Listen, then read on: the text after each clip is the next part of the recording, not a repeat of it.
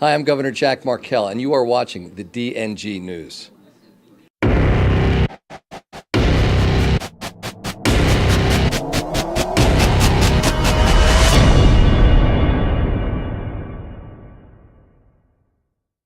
Good day, Delaware National Guard, and welcome to the March 2014 edition of the DNG News. I'm here at the Newcastle County Air National Guard Base in the 166 Maintenance Squadron's fabrication shop, where they use literally tons of different machines to make or fabricate just about anything and everything our C-130s need. They perform magic here. See, they can make just about anything.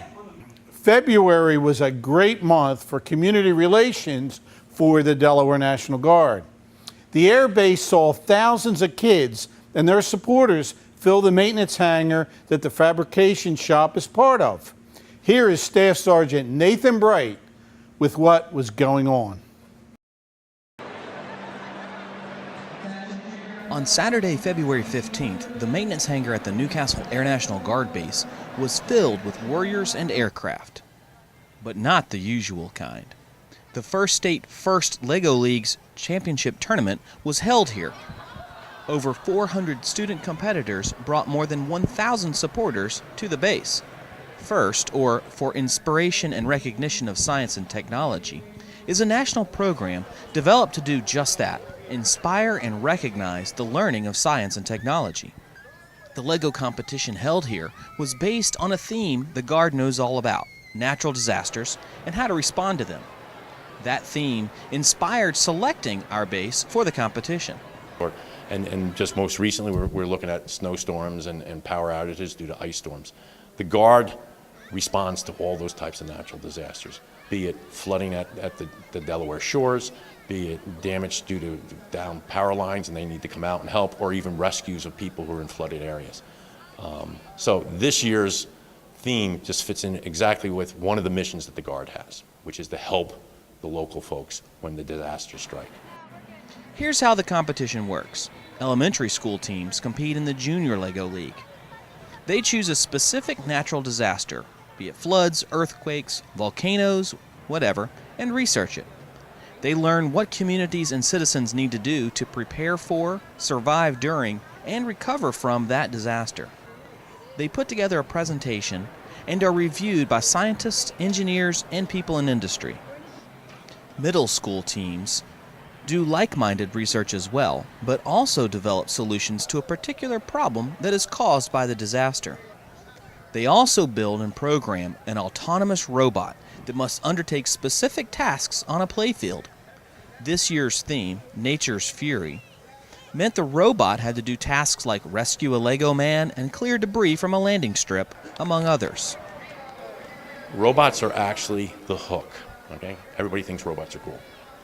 But what's behind all those robots, granted there's the engineering, but there's the science part, and we want them to think, critical thinking and work on their personal skills, because they are going to then present these solutions to people in judging rooms. The event also gave the Delaware Air National Guard the chance to do what it does best, be part of the community. That is why 166th Airlift Wing leaders supported the event. Well, the primary reason is that our Guard family is the community here. We are part of the community, and we're aware that we constantly have to cultivate that relationship between the community and us, and really to educate the community on what we are, what we do, and how we do it. With static displays from various squadrons and tours of a C-130, the student competitors and their parents got the chance to learn how the Guard helps its community. It's wonderful because we're our nation's first responders to tornadoes, hurricanes, snowstorms. It's interesting. We are kind of different in the Guard. When everybody else hunkers down in their house, feel safe, we go outside to help our neighbors and help our community. Over drill weekend, the Colonel SBI Duncan Leadership Awards were presented.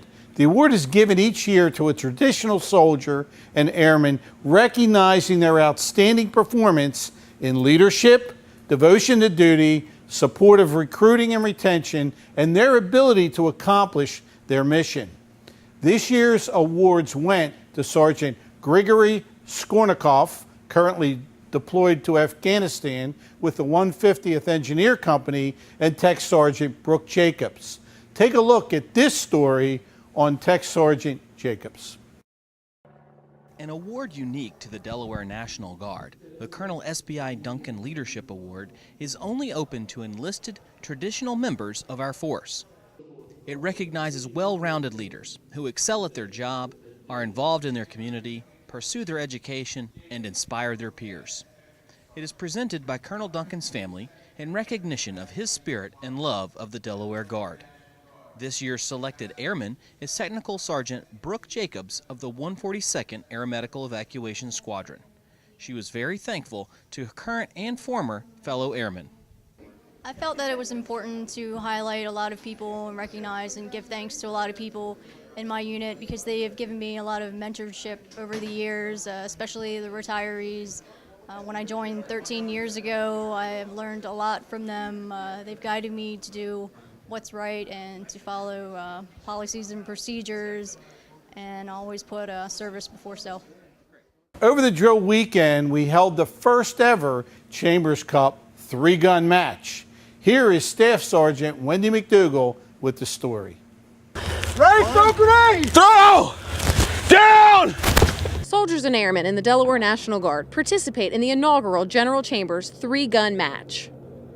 The exercise is designed to enhance and validate perishable marksmanship skills while improving readiness across the Guard. When I became the ATAG, one of the things I established as a priority was rejuvenating, if you will, of our marksmanship program. I tasked the brigade commanders to work on individual weapons qualification, and I tasked the marksmanship unit to really develop some type of competition that would get people re-enthused about marksmanship, which is obviously one of our most basic competencies as an individual soldier. The Chambers Cup was designed around regional and national competitions held by the National Guard. Not only does this match prepare soldiers and airmen for those events, it keeps marksmanship in the forefront of everyone's mind. Number one, it brings back the fact that we need to be able to shoot and shoot effectively in combat. So this kind of hones the skills and challenges us as soldiers. So I think all in all, it's just making us better. Teams of 4 must run through a 5/8 of a mile course in full battle rattle. The event includes engaging targets with a rifle, a pistol, and a shotgun, along with throwing a grenade. An important aspect of the match is teamwork. Soldiers and airmen must navigate and complete the event as a team. To be part of the first ever Chambers Cup match, it's not just an honor, it's also a sign of things to come in the state of Delaware. We definitely have really high-ranking officers that cherish and really hold marksmanship as the #1 priority for the state, along with mission, but they're putting such an emphasis on marksmanship that it makes it possible for the rest of us that truly enjoy shooting to be able to mentor the younger guys, bring them in, teach them what it's all about. It's not just about going to the range once a year, qualifying with your own personal weapon. This gives you a chance to see all the different things that you can be creative when it comes to shooting. And this is a prime example of what it takes to actually know how to shoot a weapon, not just shoot a target for a possible score of 40 out of 40. While the event is timed, the focus is on accuracy. Reporting from the River Road Training Site, I'm Staff Sergeant Wendy Mcdougal. Congratulations to all the units in our Army National Guard who received awards at the annual safety conference. Several units received certificates of merit for having current standard operating procedures, an appointed safety officer or NCO, leader training in composite risk management principles, and an accident-free 2013. The U.S. Army Safety Excellence Streamer is awarded for an accident-free year, 100% unit training on CRM principles, and the completion of an Army Readiness Assessment program. This year, the streamer went to the 193rd Regional Training Institute.